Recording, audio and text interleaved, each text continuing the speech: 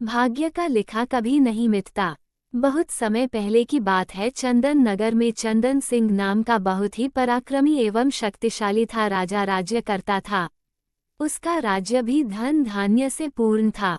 राजा की ख्याति दूर दूर तक फैली थी। एक बार चंदन नगर में एक ज्योतिषी महाराज पधारे। उनका नाम था भद्रशील। उनके बारे में विख्यात था कि वह बहुत ही पहुंचे हुए ज्योतिषी हैं और किसी के भी भविष्य के बारे में सही सही बता सकते हैं। वह नगर के बाहर एक छोटी कुटिया में ठहरे थे। उनकी इच्छा हुई कि वह भी राजा के दर्शन करें। उन्होंने राजा से मिलने की इच्छा व्यक्त की और राजा से मिलने की अनुमति उन्हें सहर्ष मिल गई। राज दरबार में राजा ने उनका हार्दिक स्वागत किया। चलते समय राजा ने ज्योतिषी को कुछ हीरे जवाहरात देकर विदा करना चाहा, परंतु ज्योतिषी ने ये कहकर मना कर दिया कि वह सिर्फ अपने भाग्य का खाते हैं। राजा की दी हुई दौलत से वह अमीर नहीं बन सकते। राजा ने पूछा, इससे क्या तात्पर्य है आपका गुरुदेव? कोई भी व्यक्ति अपनी किस्मत और मेहनत से गरीब या अमीर होता है। यदि राजा भी किसी को अमीर बनाना चाहे तो नहीं बना सकता।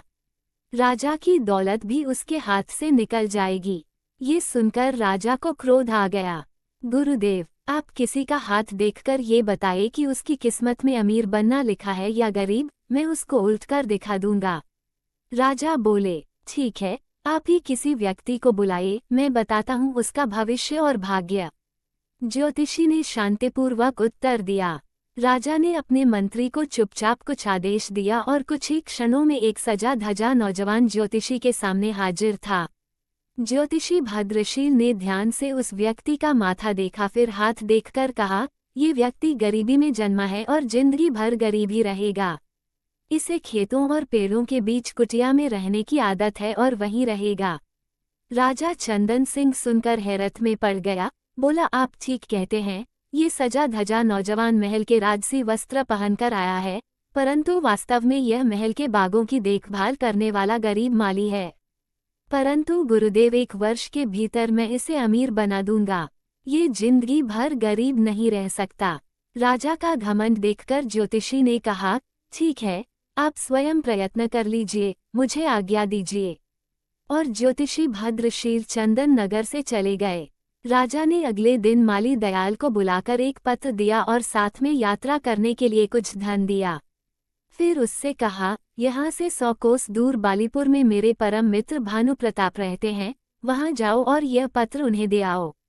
सुनकर दयाल का चेहरा लटक गया। वो पत्र लेकर अपनी कुटिया में आ गया और सोचने लगा, यहाँ तो पेड़ों की थोड़ी बहुत देखभाल करके दिन भर आराम करता हूँ, अब इतनी गर्मी में इतनी दूर जाना पड़ेगा। परंतु राजा की आज्ञा थी, इसलिए अगले दिन सुबह तड़के वह चंदन नगर से पत्र लेकर निकल गया। 2 गांव पार करते करते वह बहुत थक चुका था और धूप चढ़ने लगी थी। इस कारण उसे भूख और प्यास भी जोर की लगी थी। वो उस गांव में बाजार से भोजन लेकर एक पेड़ के नीचे खाने बैठ गया। अभी आधा भोजन ही कर पाया था कि उसका एक अन्य मित्र, जो खेती ही करता था, मिल गया। दयाल ने अपनी परेशानी अपने मित्र टीकम को बताई। सुनकर टीकम हंसने लगा। बोला, इसमें परेशानी की क्या बात है? राजा के काम से जाओगे, खूब आवभगत होगी। तुम्हारी जगह मैं होता तो खुशी खुशी जाता। ये सुनकर दयाल का चेहरा खुशी से खिल उठा। तो ठीक है भैया टीकम, तुम ही यह पत्र लेकर चले जाओ, मैं एक दिन यहीं आराम करके वापस चला जाऊंगा। टीकम ने खुशी खुशी वह पत्र ले लिया और 2 दिन में बाली नगर पहुंच गया। वहां का राजा भानु प्रताप था। टीकम आसानी से भानु प्रताप के दरवाजे तक पहुंच गया और सूचना भिजवाई कि चंदन नगर के राजा का दूत आया है। उसे तुरंत अंदर बुलाया गया। टीकम की खूब आवभगत हुई। दरबार में मंत्रियों के साथ उसे बिठाया गया। जब उसने पत्र दिया तो भानु प्रताप ने पत्र खोला। पत्र में लिखा था, प्रिय मित्र, ये बहुत योग्य एवं मेहनती व्यक्ति है। इसे अपने राज्य में इसकी इच्छानुसार 400 एकड़ जमीन दे दो और उसका मालिक बना दो। यह मेरे पुत्र समान है। यदि तुम चाहो तो इससे अपनी पुत्री का विवाह कर सकते हो। वापस आने पर मैं भी उसे अपने राज्य के 5 गांव इनाम में दे दूंगा। राजा भानु प्रताप को लगा कि यह सचमुच में योग्य व्यक्ति है। उसने अपनी पुत्री वह पत्नी से सलाह करके पुत्री का विवाह टीकम से कर दिया और चलते समय ढेरों हीरे जवाहरात देकर विदा किया। उधर आलसी दयाल थका हारा अपनी कुटिया में पहुंचा और जाकर सो गया। 2 दिन सोता रहा, फिर सुबह उठकर पेड़ों में पानी देने लगा। सुबह जब राजा अपने बाग में घूमने निकले तो दयाल से पत्र के बारे में पूछा। दयाल ने डरते डरते सारी राजा को बता दी। राजा को बहुत क्रोध आया और साथ ही ज्योतिषी की भविष्यवाणी भी याद आई, परंतु राजा ने सोचा कि कहीं भूल चूक भी हो सकती है, अतः वह एक बार फिर प्रयत्न करके देखेगा कि दयाल को धनी किस प्रकार बनाया जाए। 3-4 दिन पश्चात दयाल राजा का गुस्सा कम करने की इच्छा से खेत से बड़े बड़े तरबूज तोड़कर लाया और बोला, सरकार, इस बार फसल बहुत अच्छी हुई है। देखिए, खेत में कितने बड़े बड़े तरबूज हुए हैं। राजा खुश हो गया। उसने चुपचाप अपने मंत्री को इशारा कर दिया। मंत्री एक बड़ा तरबूज लेकर अंदर चला गया और उसे अंदर से खोखला कर उसमें हीरे जवाहरात भरवाकर ज्यों का त्यों चिपका कर ले आया। राजा ने दयाल से कहा, हम आज तुमसे बहुत खुश हुए हैं, तुम्हें इनाम में ये तरबूज देते हैं। सुनकर दयाल का चेहरा फिर लटक गया। वह सोचने लगा कि राजा ने इनाम दिया भी तो क्या।